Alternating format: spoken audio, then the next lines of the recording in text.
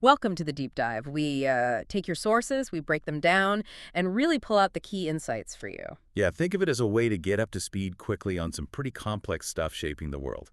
And today, we're jumping into, well, it's a real mix, isn't it? Global politics, economics, and some cutting-edge tech. That's right. We're focusing on those big agreements between the U.S. and Saudi Arabia, from President Trump's recent trip to Riyadh. Yeah, and we're basing this entirely on a BBC News report that covered that visit. It gets into the specifics of, well, a huge arms deal, but also this wider economic picture. Exactly. So our mission really is just to unpack what this report says. The numbers, the strategy behind them, the economic goals Yeah, mentioned. the regional context the report provides. We want you to walk away with a clear picture based only on what this source is telling us. And you'll hear some huge figures thrown around, potentially over $1 trillion. But the source suggests looking a bit deeper. Right, there's stuff about Saudi Arabia's tech goals and the symbolism of the whole visit. It's pretty interesting. Okay, let's get into it. All right, so this BBC report, it talks about President Trump's first big Middle East tour since returning to office. And boom, day one. Yeah, the headline grabber. $132 billion arms deal signed between the U.S. and Saudi Arabia. That's what the report kicks off with. But it wasn't just about weapons, was it? No, not at all. The source is really quick to frame it as part of a much bigger thing, an economic partnership. And it mentions Trump hoped to secure deals worth, what, over $1 trillion across the whole trip? Yeah. Which included Qatar and the UAE, too? $1 trillion. Yeah. Yeah, that number definitely catches your eye. And the source presents it as sort of reciprocal. How so? Well, the U.S. provides military gear, obviously, the arms deal. Yeah. But then Saudi Arabia invests back into the U.S. The report specifically mentions $20 billion in U.S. artificial intelligence. $20 billion just for AI. Wow. Okay. So right away, you see the scale they're talking about. It's massive economic engagement. But you said earlier it's not just the money. The source dives into the symbolism, too. Oh, absolutely. Riyadh being the first stop on Trump's first official foreign trip back. That's a big deal, according to the source. And wasn't it the second time Riyadh got that honor? That's what the report says, yeah. The second time for a president's inaugural trip after returning. And the Saudi analysts quoted, they called this historic. Historic. So the source suggests this choice, this packaging, as they put it, is meant to show what? The strength of the ties. Exactly. The depth of the relationship is the phrase used between the U.S. and the kingdom. And specifically between the leaders, too. It mentions a very close relationship between the crown prince and the president. Yes. And interestingly, the report adds that the U.S.-Saudi relationship had actually improved quite a bit towards the end of the Biden administration. Oh, okay. So this warmth sort of carried over. That's the picture the source paints. No. This visit, these deals, are presented as a manifestation of the strength of that ongoing relationship, working on security, economy, tech, all at once. Okay, back to that trillion-dollar figure for a second. The report says it's partly symbolic. But also real, like an accumulation of planned investments. Yeah, exactly. Both now and looking ahead. But the Saudi strategy behind their investments, that's where the report gets really specific. Right. It's not just like buying stocks for a return. No. The source highlights a big focus on joint ventures. Right. Meaning they're investing in U.S. industries specifically, where it can have technology transfer. That's the key goal mentioned. Technology transfer. So bringing the know-how back. Exactly. And also encouraging those U.S. companies to actually come into the kingdom and operate, maybe even offshore into the kingdom. Okay, so this isn't just passive investment. Not according to this source, no. It's Right. described as very interconnected with Saudi Arabia's own economic plans, bringing the tech, the skills, the operations there.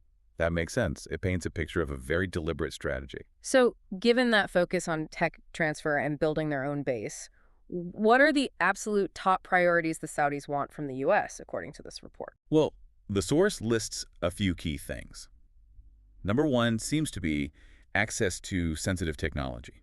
Like the AI investment we mentioned. Exactly, especially AI. The report says there are good indications from the Americans that that will be allowed, that access. Okay, what else? Then there's nuclear technology. Now, this is interesting. Negotiations are apparently progressing very well. So a nuclear deal soon. The source suggests probably something will be signed towards the end of the year, but, and this is important, it explicitly says nothing was signed so far on nuclear during this specific visit. Got it. No nuclear deal signed yet on this trip. Anything else major? Yep, the third big one is military support and getting access to the latest in weaponry. Ah, back to the arms deal aspect. Right. The report mentions a sort of hiatus in weapon supplies during the early Biden years, so there's a need to replenish the stocks. And the Trump administration is seen as supportive of that. Very supportive is how the source puts it. Okay, so 3 clear priorities, according to the source. Advanced tech like AI, potentially nuclear tech down the line, and ongoing military hardware and support. Yeah, all areas where the U.S. is, a key player. Now, how does the wider region fit into all this? The source must mention neighbors like Iran or Syria. It does. It suggests these high-level meetings are also a chance for Saudi Arabia to push their regional concerns. Like what specifically? Well, the report says they're pressing the American administration on things like opening up Gaza to aid Yeah. and also taking off sanctions from Syria. Okay, so using that access to talk regional issues. What about Iran? That's always huge. Yeah, the Iran nuclear talks, Saudi Arabia is watching with interest, as the report puts it. But here's the difference highlighted. This U.S. administration has apparently kept Saudi Arabia in the loop, briefed them. Unlike before, with the original JCPOA deal. Exactly. The source contrasts it sharply. That deal was apparently pulled as a surprise on the Gulf states. Now it seems there's more communication. And the source says the Iranians are briefing the Saudis too. Interestingly, yes. The source says the Iranians are doing the same, which paints a picture of a totally different environment compared to the Obama era on this issue.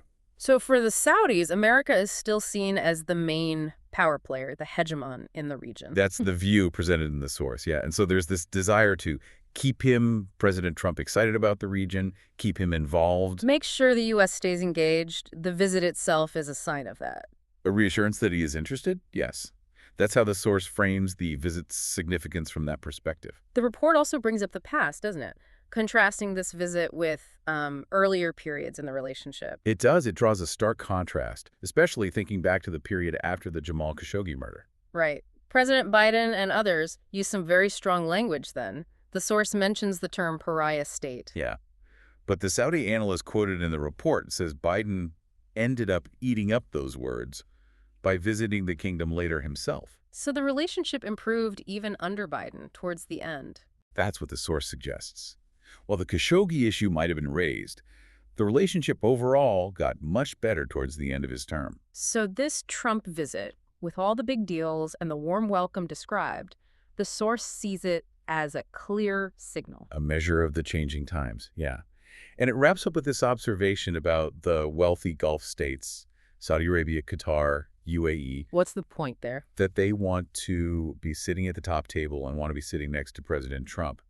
It sort of links their economic clout to their political ambitions. Okay, that ties it together nicely. So if we just quickly recap based only on this BBC source. Go for it. We've seen these massive financial figures, but the source says it's more strategic than just money. It's about tech transfer, joint ventures linked to Saudi's own economy. Right. And then there's the symbolism. The first stop, the second time, the reported closeness between leaders, all highlighted by the source to show the relationship's depth. Plus those specific Saudi goals the report mentioned. Sensitive tech like AI, maybe nuclear down the road, and definitely military support. And don't forget the regional context pressing on Gaza and Syria, being kept in the loop on Iran this time, wanting the U.S. engaged, and seeing this visit as a contrast to earlier tensions.